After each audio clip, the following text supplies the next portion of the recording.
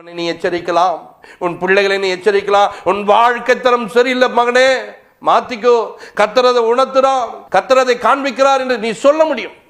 ஆனால் உன் வாழ்க்கை தரம் இன்னைக்கு என்ன பண்ணல, வெளிச்சமா இல்லாததுனால, லைட்டு போடாததுனால வீட்டுக்குள்ள என்ன நடக்குதுன்னே தெரியலன்ற தேவ பிள்ளையே, ஆவிக்குரிய வாழ்க்கையில நீ சத்தியத்தை படிக்க வேண்டும், சத்திய வார்த்தைகளை பிடித்துக் கொள்ள வேண்டும். அதை உன் அறைகளை கட்டி கொண்டது மாத்திரம் அபிஷேகம் நிறைந்தவனாய் நீ ஜபிக்க வேண்டும். அபிஷேகத்தில் நிறைந்த ஒரு இடத்துக்கு போ.